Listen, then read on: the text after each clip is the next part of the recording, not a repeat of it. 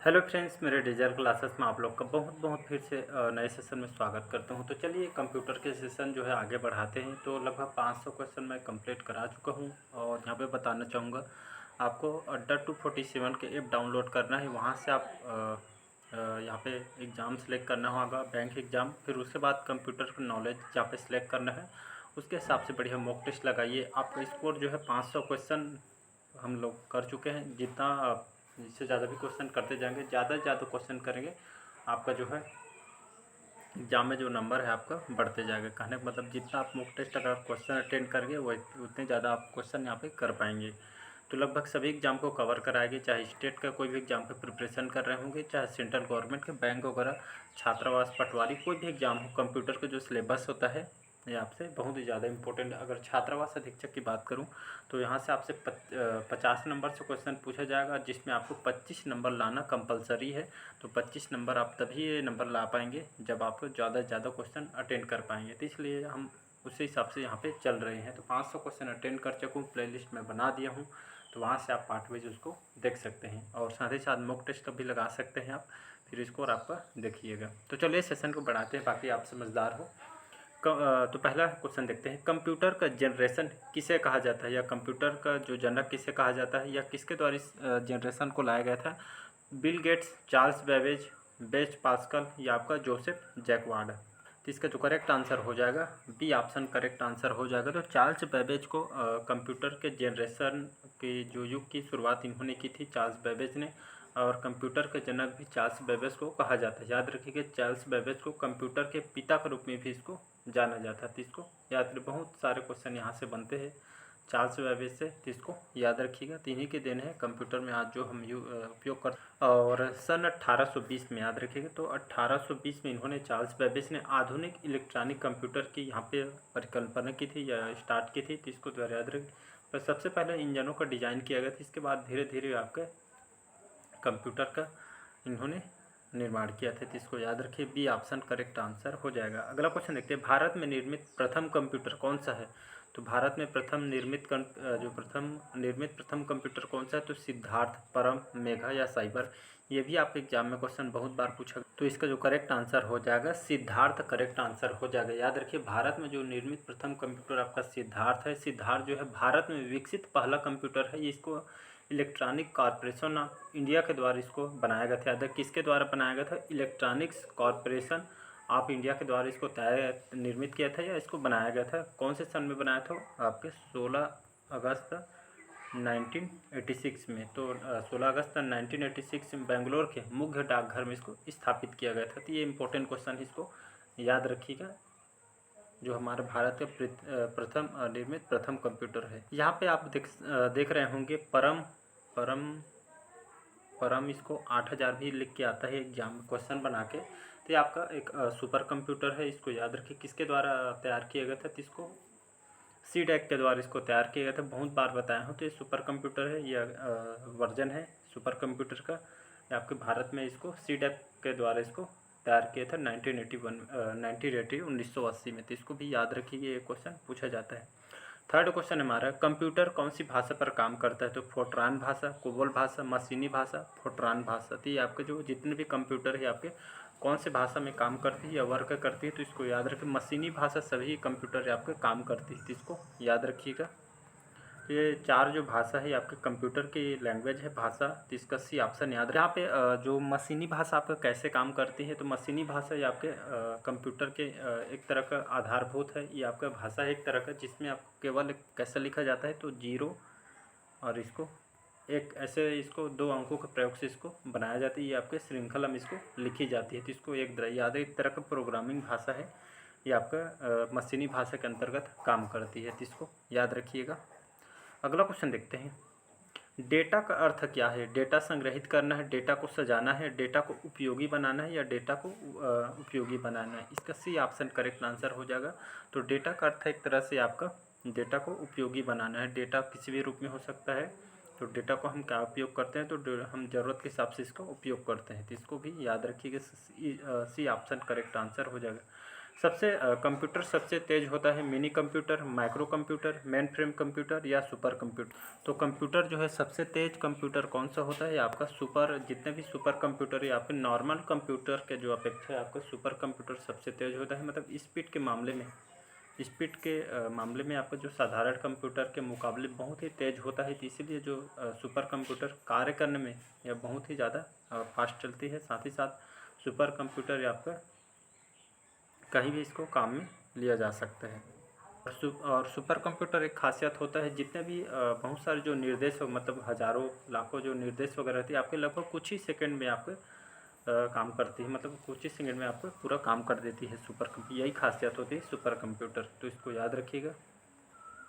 अगर हम बात करूँ भारत में अभी तक कितने सुपर कंप्यूटर विकसित किया जा चुका है, तो लगभग भारत में अभी तक 30 सुपर कंप्यूटर या भी विकसित किया गया है। इसके उदाहरण अगर देखें तो परम 8000, परम सिद्धि, ये सभी आपके प्रत्यूष, ये सभी आपके सुपर कंप्यूटर के एग्जाम्पल है। तो इसको याद रखिएगा। क्रे XC40 ये सभी आपके सुपर कंप्यूटर का एग्जाम्पल है जो आपके एग्जाम में क्वेश्चन पूछा जाता है। iMac एक प्रकार का है, ये आपका एक प्रकार का iMac मशीन है, प्रोग्राम है या रजिस्टर है। कभी कभी इसका फुल फॉर्म भी पूछा जाता है। तो iMac एक प्रकार का आपका क्या है? तो ये आपका मशीन है, याद रखिएगा मशीन है ये ऑप्शन। अगर इसका फुल फॉर्म अगर पूछे iMac का फुल फॉर्म, तो ये आपका इंटरनेट मैकिन्टोश इसका फुल फॉर्म होता है। और iMac जो है आपके एक प्रकार के एप्पल कंपनी द्वारा इसको डिजाइन के इसके द्वारा तैयार किया है। आपके डेस्कटॉप कंप्यूटर की तरह का इसके सीरीज है या इसका श्रेणी के अंतर्गत आता है। याद रखिए डेस्कटॉप कंप्यूटर है iMac, तो आपका एक तरह का मशीन है, समझ सकते हैं। कंप्यूटर के मालिक और पिता किसे कहा जाता है? तो Bill Gates, Charles Babbage, Larry page या आपका लेडी लारा। इसका करेक्ट आंसर हो जाएगा चार्ल्स बेबेज। इसको बहुत सारे नाम से इसको बोला जाता है। इसके जनक कौन है, कंप्यूटर के पिता कौन है, दुनिया भर के बोला जाता है। सब भी आपको चार्ल्स बेबेज ले लेना है आंसर में। अगला क्वेश्चन है, निम्न में से किसका संबंध कंप्यूटर के पैटर्न से नहीं होता है? तो ये आपका डुअल कोर, i7, सेरोलॉन या एंड्राइड थे। ये आपका डी ऑप्शन करेक्ट आंसर। या कंप्यूटर के कोई भी पैटर्न से संबंध कंप्यूटर के क्षेत्र से संबंधित नहीं है। तो ड्यूअल कोर, i7, सिलर ये आपके सभी आपके कंप्यूटर के पैटर्न से जुड़ा हो। मतलब कहने का मतलब सभी ये तीनों देख सकते हैं ABC ये आपके क्या है तीनों? तो ये आपका एक तरह का होगा। तो सभी आपके प्रोसेसर के एग्जांपल है। मतलब ये आपका अलग अलग कंपनी है, i7, सेलोरॉन सभी आपके प्रोसेसर जो इंटेल कंपनी के द्वारा इसको तैयार किया जाता है। तो सभी आपका प्रोसेसर है, तो इसको याद रखिए। जो आपके कंप्यूटर, टैबलेट, लैपटॉप ये सभी में इसको उपयोग किया जाता है। बाकी इंटेल सभी जानते होंगे, तो ये इसके द्वारा इसको हाल ही में i7, i9 भी जो इंटेल के द्वारा भी नया प्रोसेसर भी लॉन्च किया गया है। भारत में कंप्यूटर का प्रथम प्रयोग कहाँ किया गया था? तो भारतीय प्रौद्योगिकी संस्थान दिल्ली में, प्रधान डाक टिकट नई दिल्ली में, प्रधान कार्यालय बेंगलोर में, भारतीय निशान संस्थान कोलकाता में। तो इसका जो करेक्ट आंसर हो जाएगा प्रधान कार्यालय बेंगलोर में आपके भारत में, या जो बेंगलोर आपके कर्नाटक में आता है, बेंगलोर कर्नाटक। तो आपके कंप्यूटर जो है आपके इस भारत में कंप्यूटर का प्रथम प्रयोग आपके प्रधान कार्यालय बेंगलोर में, बेंगलुरु कर्नाटक के डाकघर में 16 अगस्त 1986 में। तो 16 अगस्त 1986 में इसको लगाया गया था। तो इसको याद रखिए, भी आपके एग्जाम में क्वेश्चन आया हुआ है। अगला क्वेश्चन देखते हैं, कंप्यूटर का मतलब क्या है? कंप्यूटर प्रोग्राम राइटिंग है, कंप्यूटर के त्रुटि सुधारना है, या कंप्यूटर के कार्य क्षमता की जानकारी रखना है, या कंप्यूटर की कार्य प्रणाली को। तो कंप्यूटर का मतलब क्या है? तो कंप्यूटर आपका जो कंप्यूटर की कार्य क्षमता की जानकारी रखना कंप्यूटर का मतलब है। तो इसको याद रख। कभी कभी इसका एग्जाम में कंप्यूटर का फुल फॉर्म पूछा जाता है। तो common operating machine purposely use to technology and educational research इसका फुल फॉर्म होता है कंप्यूटर का, जो आपके एग्जाम में क्वेश्चन पूछा गया है। तो इसको याद रखिएगा। कभी कभी कंप्यूटर को हिंदी में क्या बोला जाता है? ऐसा कर भी एग्जाम में आया गया है। तो इसको संगणक याद रखिए। कंप्यूटर का हिंदी नाम क्या है? तो इसको संगणक भी कहा जाता है, और बहुत सारे एग्जाम्पल है इसके, अभिकलक भी कहा जाता है। इसको याद रखिएगा, ये एग्जाम में क्वेश्चन पूछा है। OCR का पूरा नाम क्या है? तो OCR का फुल फॉर्म क्या होता है?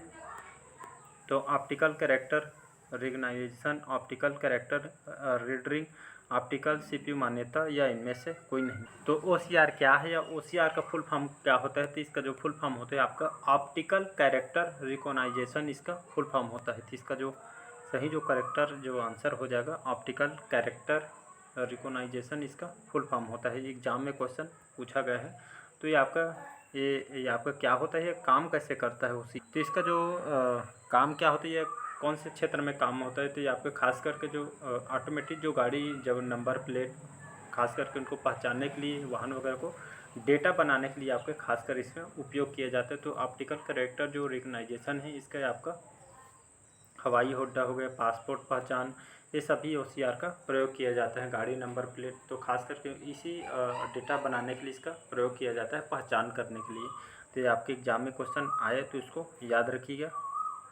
अगला क्वेश्चन है UPS की फुल फॉर्म क्या है। तो यहाँ पे UPS का फुल फॉर्म ये आपका क्या होता है, तो UPS का जो फुल फॉर्म होता है यहाँ पे अनइंटरप्टिबल पावर इसका सप्लाई फुल फॉर्म होता है। तो इसको याद रखिए। UPS का मतलब होता है आपका इंटरप्टिबल पावर सप्लाई, इसका फुल फॉर्म होता है। ये आपका विद्युत उपकरण है। ये आपका UPS का फुल फॉर्म है, विद्युत उपकरण है खास करके। ये आपके खास करके ज़रूरत पड़ने पर आपातकालीन शक्ति प्रदान करता है, जैसे कंप्यूटर के लिए खासकर उपयोग करते हैं। तो इसी तरह इसको UPS का प्रयोग किया जाता है। कंप्यूटर जैसे लाइट वगैरह अचानक चली जाती है तो इसको पावर सप्लाई देने के लिए इसको उपयोग किया जाता है। तो इसको याद रख, बिजली आपूर्ति के लिए खासकर को इसका उपयोग किया जाता है।